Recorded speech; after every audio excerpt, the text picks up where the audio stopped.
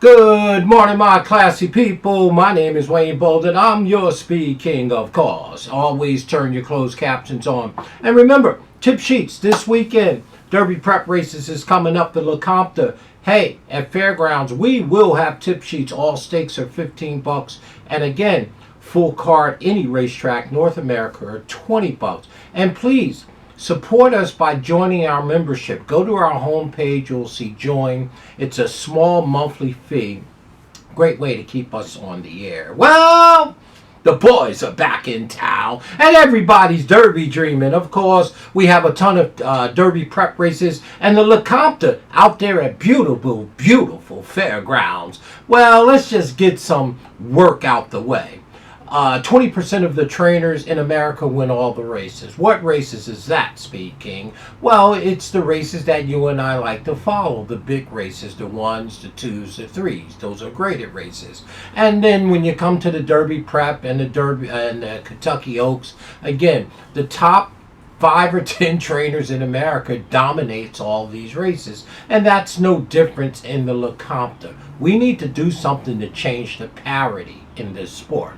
Let's look at the Lecomte. It is in Fairgrounds, New Orleans. It's race number 13 on the Saturday. That's right, y'all. It's the 20th of January. Grade 3 race. Hey, 20 points, 10 points, 6 points, 4 points, 2 points to the top 5 finishers. It's a mile and 16 on the dirt. It's 200,000 3-year-old boys possibly making it to the gate the first Saturday, May. It's a field of 8, and here we go.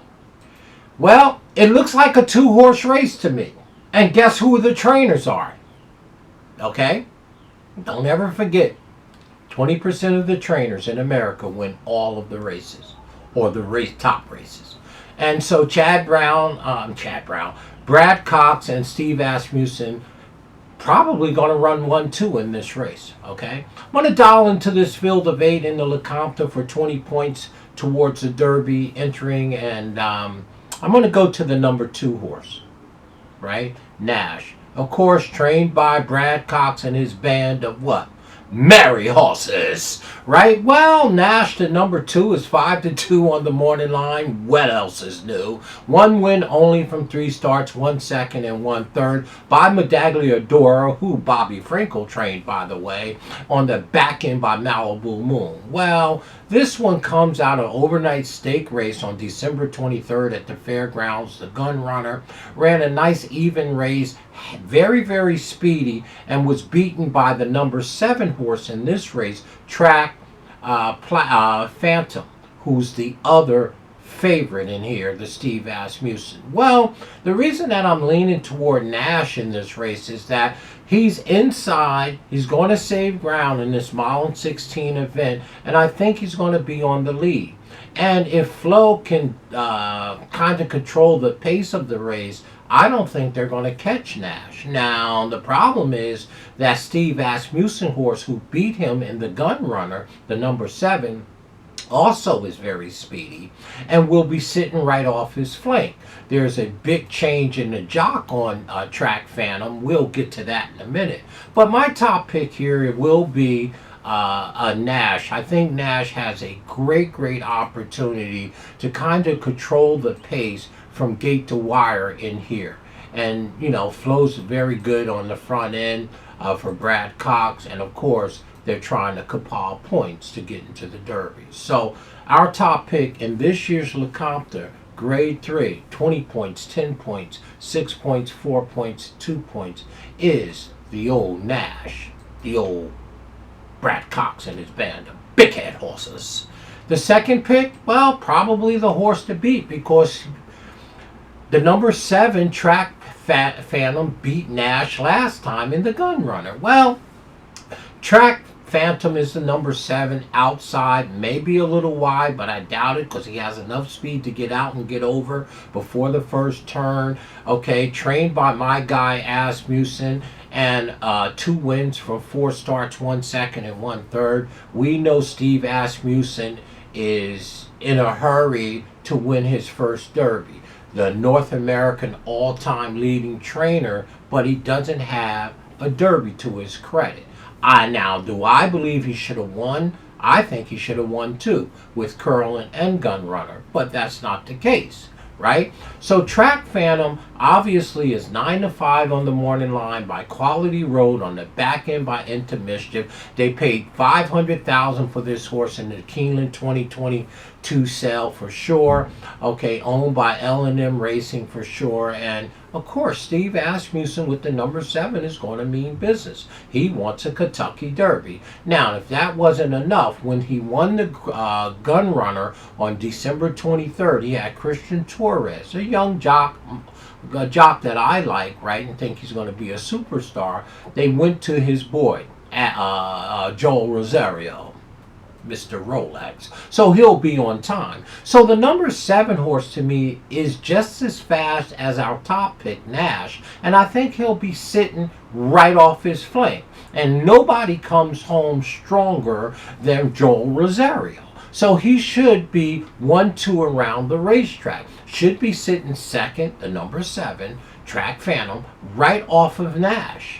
And Joel Rosario, you know the deal. He'll wear you out the last 70 yards coming down. I ain't telling you he's Pat Day, but he is the Rolex guy. He'll be on time. So the number 7 obviously is the horse to beat here. I hate the price of 9 to 5. Got no problem with this horse. I'll use Nash and the number 7 equally in my all stakes pick 5 for sure. And it's my boy Asmussen, and I got my boy Rolex up, Mr. Rosario. So the number 7 horse obviously is a serious contender here as they continue to march towards the Derby for sure.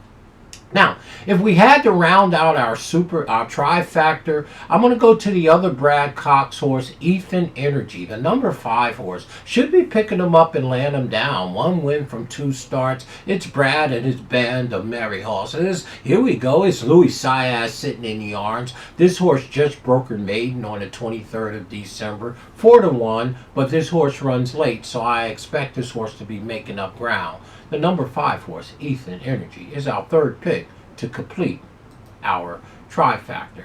And our 4th pick to round out our super is Lat Long, the number 6 horse. It's Kenny McPeak. 1 win from 5 starts, 1 second and 3/3 by Liam's Map for sure. In the back end by Street Cry, one of my favorite horses of all time. And it's McPeak and McPeak. I never put anything by him. He's got his boy in the arms. It's Mr. Hernandez Jr. for sure. This one, just like the number 5, just broke the maiden on the 17th of December at Oaklawn Park. Used the number 6 and the number 5 underneath behind our top 2 picks. So there's your Lecomte. Once again, 20% of the trainers win all the races in America. You know, in these prep races, I don't even have to tell you. If I tell you the Florida Derby, give me the 5 trainers. One of those 5 or 3 of those trainers will be obviously the favorite. Why? Because they have the best owners with the most money, which means they get the best stock. And to add injury to insult, if you follow the jockeys, the top 4 or 5 in the country, you know who's alive and who's not. So again, I always beat up on this because I want our game to be great, but we have to do something to even the parity and make it attractive to the younger generations, particularly with sports betting going on now. There's just nothing attractive about horse racing. Now, you and I, we're old timers. It's the game we love, and we're going to continue to play it for sure. But we really do need to do something to attract a different audience and to get parity across this here platform and venue of the horse racing industry.